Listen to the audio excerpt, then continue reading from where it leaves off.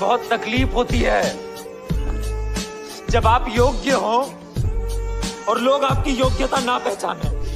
तो गुरु लगातार एक के बाद एक सारे गपागप चैनल के फड़वे लगवाने के बाद भी बेशर्मों जैसा एक बार फिर से मैं आपके सामने एक फिल्म वीडियो को लेकर हाजिर हूँ। तो किसी ज्ञान के खोदे ने क्या खूब कहा है कि गाड़ी लेना आसान है पर गाड़ी का मेंटेनेंस करना बड़ा मुश्किल काम है, और अगर टाइम टाइम पर गाड़ी का मेंटेनेंस ना किया जाए तो वो भी साथ छोड़ देती है। और अगर आपने बिल्कुल ही ध्यान देना ही बंद कर दिया है तो क्या पता उस गाड़ी को अब कोई और चलाने लग गया हो। खैर, अगर तुम्हें लग रहा है कि ये बात मैं गाड़ियों के लिए कह रहा था तो मेरे भाई ये वीडियो तुम यहीं स्किप कर दो, लाला तुमसे ना हो पाएगा। तुम एक काम करो, टीवी ऑन करो, 361 नंबर लगाना, उस पर पोगो आता है, वही देखना तुम। तो मूवी स्टार्ट होती है और हमें कैथरीन नाम की एक पन्नी पैक लड़की दिखाई जाती है। उसकी अभी तक किसी ने पन्नी भी नहीं खोली है और अभी अभी उसकी शादी हो रही है अलेक्जेंडर के साथ। क्योंकि कैथरीन की फैमिली काफी ज्यादा गरीब है, इनको पिलाई के लिए भी स्ट्रॉबेरी तक का पैसा नहीं है और दूध की पन्नी लगा के ही ये काम चलाते हैं। इस वजह से कैथरीन की शादी वो उसकी एज से बड़ी उम्र के लड़के से भी कर दे रहे हैं क्योंकि वो अमीर है।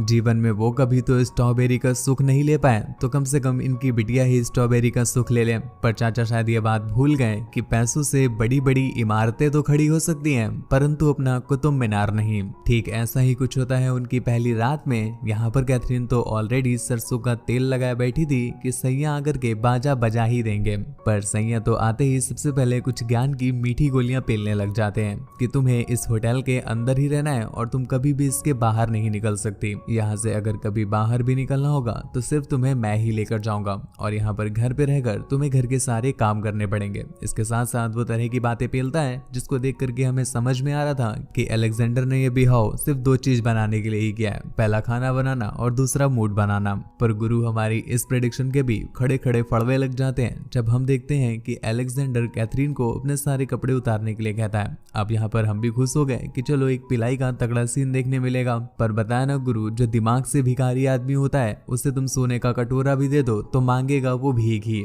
ठीक ऐसा ही काम अलेक्जेंडर के साथ भी है। उसे पेलने के लिए कन्या मिल गई पर वो उसे देख करके भी मुठिया चला कर सो जाते हैं। कैथरीन को छठा कुछ समझ नहीं आता कि भगवान ने ये क्या पीस बना दिया। एक तरफ इसकी भट्टी में आग लगी पड़ी है और दूसरी तरफ वो अपना तंदूर अपने ही हाथों में सेके ले रहे हैं। खैर, किसी तरह से वो रात तो उंगली चला करके बीत जाती है और अगली सुबह जब कैथरीन की मुलाकात वहाँ की एक मेड से होती है तो वो बिल्कुल उसकी माँ के जैसा उसका ख्याल रखती है। और उसी रात अलेक्जेंडर के डैड वॉर्ड्स उसे डिनर पर इन्वाइट करते हैं और यहाँ पर वो उसे तरह तरह की ज्ञान की बातें खोदने लग जाते हैं। कैथरीन को समझ में आ गया था कि पक्का लौंडा इनका ही है क्योंकि बाप भी सिर्फ बातें ही खोद पाता है। उसकी बांधू बातें सुनकर के कैथरीन की झाटियां फायर हो रही थी। इस वजह से वो नींद का बहाना पेल करके वहां से निकल जाती है। और कुछ देर के बाद जब अलेक्जेंडर उसके रूम में आया तो उसके पॉकेट का रॉकेट पॉकेट से बाहर निकलना चाहता था। ये देख करके कैथरीन को लगा कि चलो आज तो कम से कम उसकी सुरंग की खुदाई हो ही जाएगी। और अलेक्जेंडर भी उसे उसके सारे कपड़े हटा करके लटकते हुए पपीते दिखाने के लिए कहता है। अब तक तो कैथरीन बिल्कुल आसमान में चढ़ चुकी थी और वो तुरंत ही कड़वा तिल ढूंढने लग जाती है। पर तुमको सत्य बात बताया ना गुरु कि एक छपरी लौंडा शौक शौक में केटीएम खरीद तो लेता है पर बाद में उससे पेट्रोल तक नहीं डलाया जाता। और ठीक ऐसा ही हाल अपने अलेक्जेंडर भैया का भी है।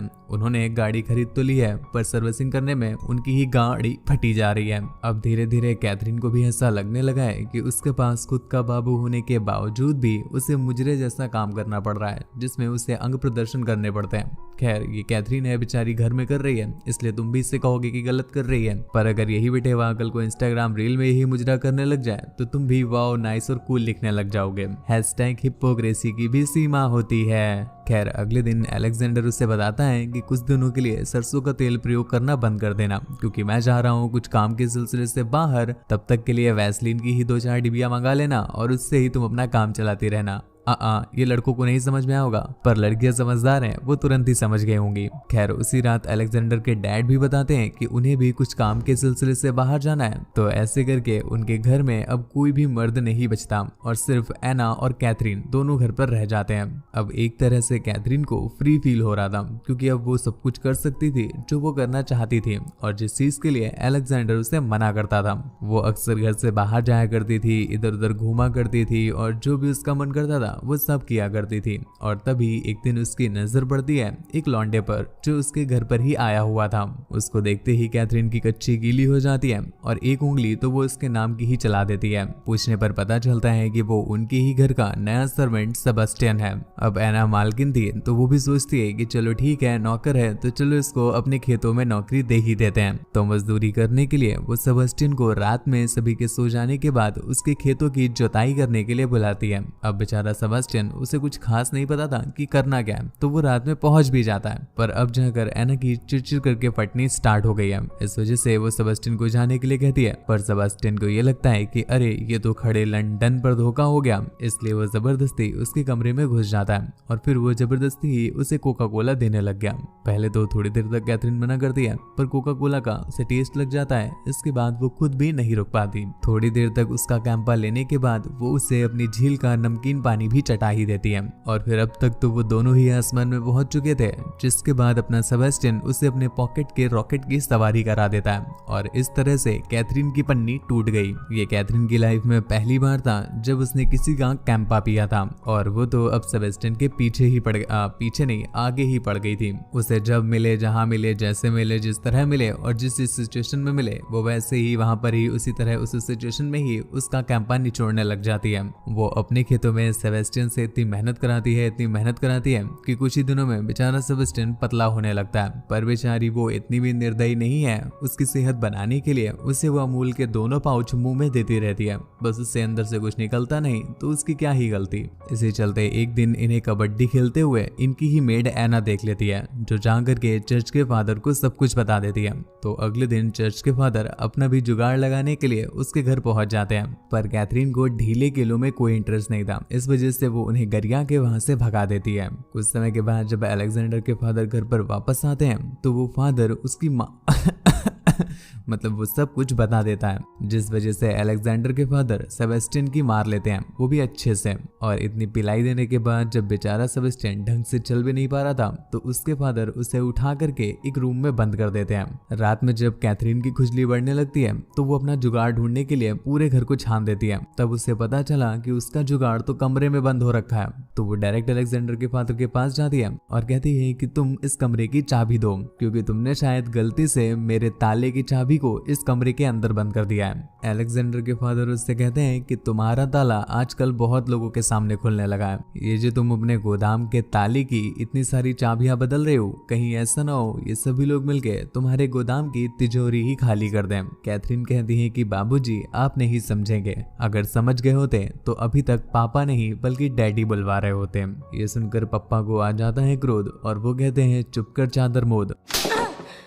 पर यह सुनकर के कैथरीन की फायर हो गई थी। तो अगले दिन ही वो पप्पा को टैग करने के लिए उनके खाने में पॉइजन मिला देती है, जिस वजह से पप्पा के फड़वे लग जाते हैं। अंकल जी के टैग होने के बाद से कैथरीन तो अब बिल्कुल फ्री ही हो गई है और एना को तो सब कुछ पहले से ही पता है। तो सेबेस्टियन अब उसे पूरे घर में जहां मन करे वहीं पर ही पलटाकर बजाने लग जाता है। और कैथरीन को भी अपनी सर्विसिंग कराने में अब इतना इंटरेस्ट आ चुका था कि वो कहीं पे भी अपनी गाड़ी खोलकर पलट जाती थी और पीछे से कैथरीन सर्विसिंग करना स्टार्ट कर दिया करता था।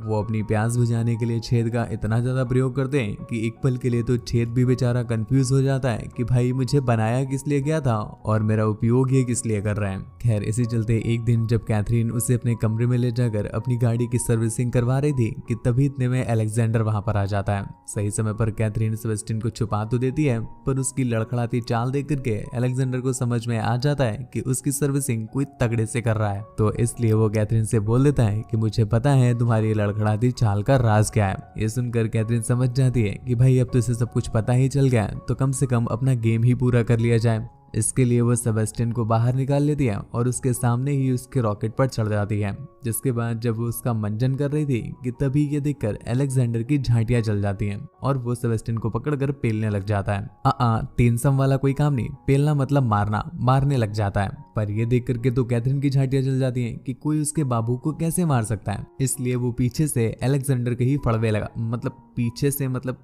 सर के पीछे से सर के फड़वे लगाती है और कहीं के नहीं। पर तुम प्यास देख रहे हो गुरु, उनके सामने अलेक्जेंडर की फटी पड़ी है, लेकिन फिर भी ये लोग अपना घोड़ा घोड़ी करते रहते हैं और फिर उसके बाद अलेक्जेंडर को उठाकर ये जंगल में कहीं छुपा देते हैं। खैर ये देख करके तो अब तुम्हें भी लगने लगा होगा कि अलेक्जेंडर के पप्पा भी गए, अलेक्जेंडर भी गए, अब तो ये लोग इतना फ्री हो गए होंगे कि मैदान में दौड़ा दौड़ा करके पेलम पिलाई करते होंगे। पर गुरु रुको जरा, सब्र करो। इनकी कंडीशन भी बिल्कुल मेरी किस्मत से मैच करती है, क्योंकि एक प्रॉब्लम खत्म नहीं होती है कि दूसरी प्रॉब्लम खुद अपनी टांगे फैला करके इनके सामने खड़ी हो जाती है। ठीक ऐसा ही कुछ होता है अगले दिन, जब कैथरीन के पास एक लेडी आकर के उससे बताती है कि उसकी बेटी का अफेयर अलेक्जेंडर के साथ चलता था और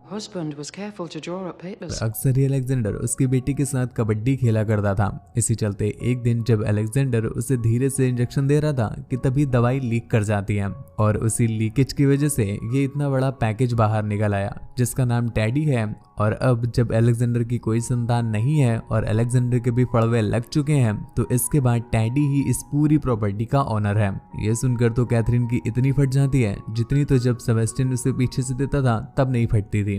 तो वो आंटी को ज्ञान की मीठी गोली देने लग जाती है कि अरे अलेक्जेंडर मरा कहाँ है, वो तो कहीं गया हुआ है और अभी तक मिल नहीं रहा है। तो आंटी उससे कहती है ठीक है, जब तक अलेक्जेंडर नहीं मिलता तुम अकेले उंगली क्या चलाओगी, मैं भी आ गई हूँ, हम दोनों साथ में चलाया करेंगे। मतलब आंटी अब अपने लौंडे के साथ यहीं पर शिफ्ट हो रही हैं। अब आंटी यहाँ पर रहने लगी थी, इस वजह से बेचारी कैथरीन को अपने खेतों में वाटर सप्लाई लेने में काफी दिक्कत आ रही थी और दूसरी तरफ सेबेस्टियन ने भी उसे काफी दिनों से बजाया नहीं था, इस वजह से उसकी भी हालत खराब हो रही है। और एक दिन जब इन्हें अंधेरा मिल जाता है और कोपचा मिल जाता है तो गुरु ऐसे हालात में हमारे यहाँ तो कुत्ते भी चिपक जाते हैं, ये तो फिर भी इंसान है, वहीं पर बजाना चालू कर देते हैं। और इतने दिनों की ठुकाई के बाद फाइनली कैथरीन की चाल अब बराबर हो गई थी। पर एक दिन उसके छोटे बच्चे टैडी से लड़ाई हो जाती है, क्योंकि वो तो उसके घर से जाने का नाम ही नहीं ले रहा था। तो कैथरीन उसे गुस्से में मार देती है और इस वजह से वो जंगलों में भाग जाता है। काफी समय हो जाती है और टैडी घर पर वापस नहीं आता, इस वजह से उसकी मॉम काफी परेशान होने लगती है।